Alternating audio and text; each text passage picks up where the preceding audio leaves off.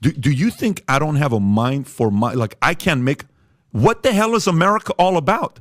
You just said I'm a moron. That's what you just said to half of America. Hey, America, you're a moron. You can't think for yourself. That's why you need me, because I went to this elitist university called whatever, Columbia. I don't know where Rachel went to. And I know what's best for you. Patrick Bet David brought on this woke idiot here onto his show, this woke journalist from CNN and MSNBC, and absolutely demolished him, like tore him to absolute shreds here on the PBD podcast on the Valuetainment YouTube channel. Let's get into this clip here where Patrick Bet David tears this woke idiot to shreds, absolutely humiliates him live on the PBD podcast here. It should be addressed in good faith by people who have some idea about how to determine that. I don't know the source of COVID. Yeah, but Jeff, I mean, that's that to me. Asking, but that these questions that become politicized, it seems ridiculous to me to have political debates about something that is a scientific question that people should address. And I'm agreeing that there should be investigations of all that stuff. By the way, Brett Baer, did you see the interview with Trump? Yes, I saw excerpts from it. Did you see? Did you think he did a good job? No. Oh, you mean Brett Baer? Yeah. Oh, I thought Brett Baer did a very good job. I agree. I think Brett Baer did a great job. And you know how he said, this person got fired. That person got fired. This person got fired. Why do you not have a good, hire? So he asked a tough question. And then, hey, why is it that you're keeping on to it? They were trying to get it from you. Well, I wanted to first make sure. Okay, so guess what? People want to know. Great. But people want to also know with the Corvette back and with the notes, what you had there is with Biden. People want to know as well. People want to know. And there is an investigation going on Biden. Yeah, absolutely. All I'm saying to you is people want to know. We want to know what's behind the truth. The comment about the fact that I'm not an epidemiologist, I'm not the expert, I'm not this, I'm not that, I'm totally get it.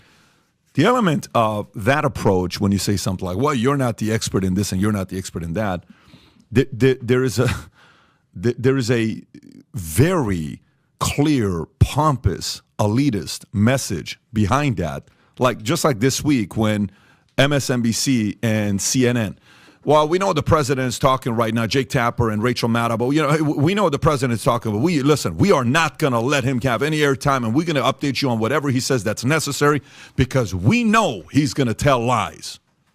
I'm sorry. Do you think I'm a moron? Do you think I don't have a mind for like I can't make, what the hell is America all about? You just said I'm a moron. That's what you just said to half of America. Hey, America, you're a moron. You can't think for yourself. That's why you need me, because I went to this elitist university called whatever, Columbia. I don't know where Rachel went to. And I know what's best for you. Guess what? I don't like that. That's why I left Iran. There's a reason why we don't live in Iran for 10 years. 10 years old when I lived in Iran, we went to Germany at a refugee camp for 2 years. Then we came to America because I want me to make the stupid decision on who I vote for, not you. Let me make the stupid decision of voting for Biden or Trump. There's a part of that where when we say, I'm not the expert, you're not this, well, no, you're a smart guy. That's why you're here. You're not a regular schlep off the street that doesn't know what. You've been involved in a lot of different things I've investigated.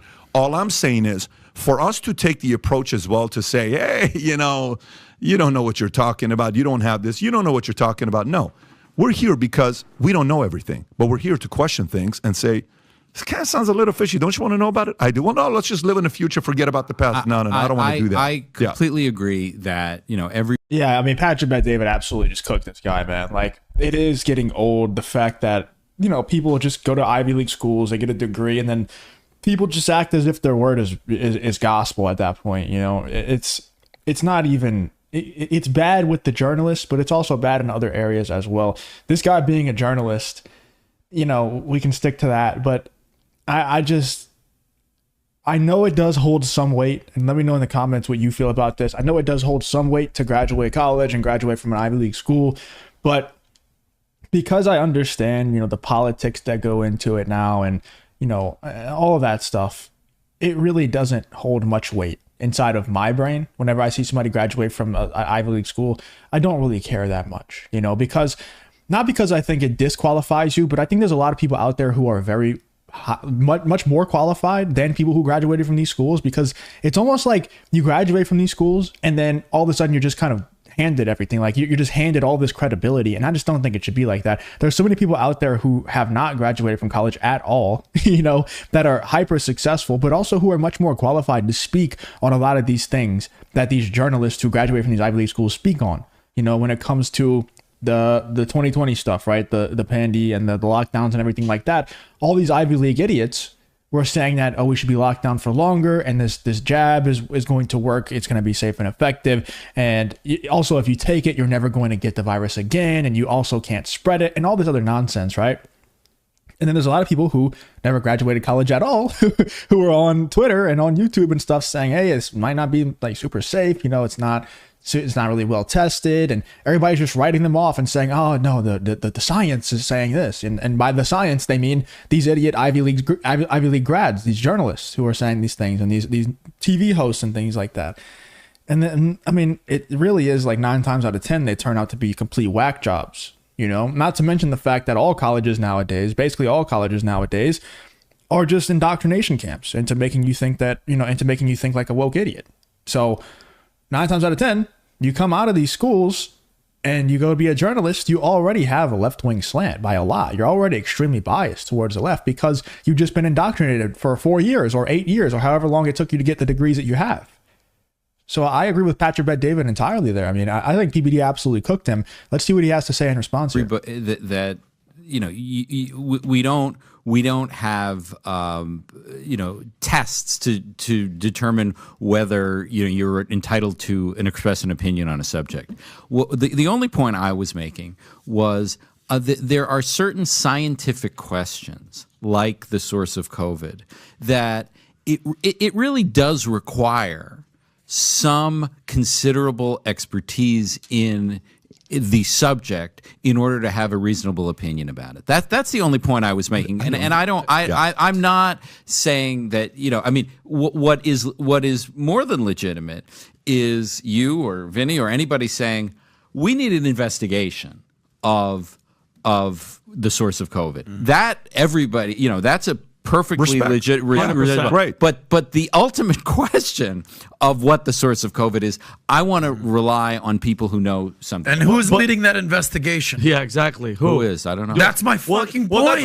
And where's this? If you enjoy content like this, then make sure to leave a like and subscribe to the channel. It really does help me out a ton. Let's get back to the video. Investigation of COVID. And I go They'll investigate laptops and leaks and this and that. No. But something that shut down the world for 2.5 years, no investigation. What is happening? Adam, China runs, bro. If China could fly spy balloons over our entire country, over nuke bases, and nothing happens, nobody's investigating shit. But here's my thing. Which is absurd. No, but here's my thing, Jeff. And you know, I'm not an expert. Nobody in here knows shit about epidemiology, right? But guess what? It doesn't help when the experts were trying to talk and the government was silencing them. When Peter McCullough was trying to talk, when Robert Malone was trying to talk, they banned them on YouTube. They took them off Twitter. How do we even have a chance? How am I supposed to learn from the experts when they were shut down and now it's years later and now we're like, oh, it's old news. No. Right. Again, accountability. And that's why I had the thing with Joe Rogan. He wants to have that debate with the bring a scientist. Yeah. Dr. Peter Hotel. Are you following that story? I am following. So what do you think about that? Yeah, what do you think about that? I mean, I actually am sympathetic.